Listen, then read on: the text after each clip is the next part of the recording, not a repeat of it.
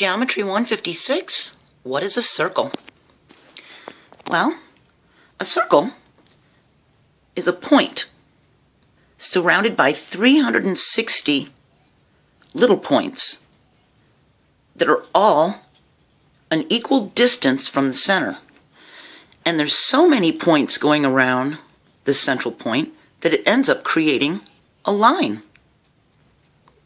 So that's actually what a circle is. It's a lot of points around a center point. When you see a circle with a dot in it, it's the symbol for a circle with a central point.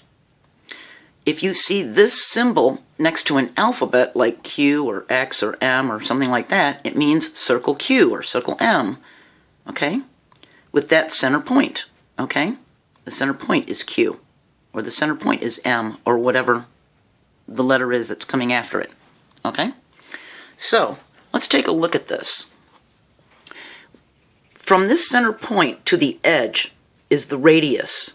It doesn't have to be here. It could be coming down here. It could be here. It could be anywhere. As long as it goes from the center point to the edge, it's the radius. Going from this edge of the inside circle to this edge of the inside circle is the diameter. And it doesn't have to be going across this way. It could be going anywhere. As long as it goes from one edge to the other on the inside, that's the diameter. If you go around the outer edge, the line that's making that circle, that's the circumference, okay?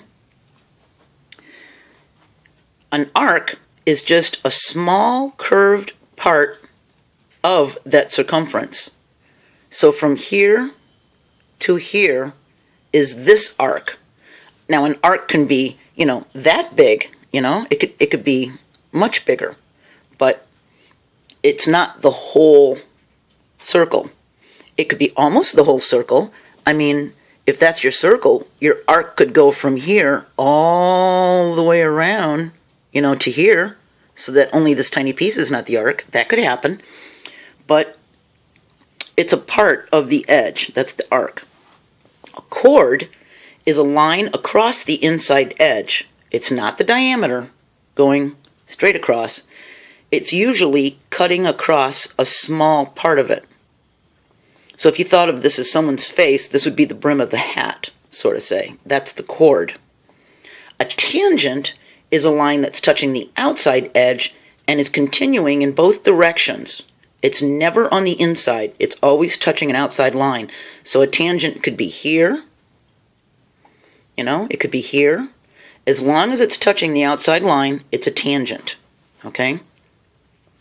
A secant is sort of like a chord where it cut across like the brim of a hat, except the brim is continuing in both directions continuously.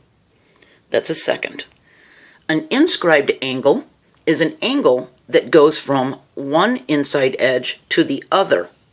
And it could be any side, size. It could be really big, it could be tiny, but that is an inscribed angle. A central angle is when you take the center dot and make an angle. Okay? So that's the difference between an inscribed angle and a central angle. The central angle just goes from the center out, and the inscribed one goes from the edge out. And now you're going to see a lot of different variations on this. You're going to see things like a tangent, and you're going to see things where they're connected to each other in ways like a secant, or a radius tangent.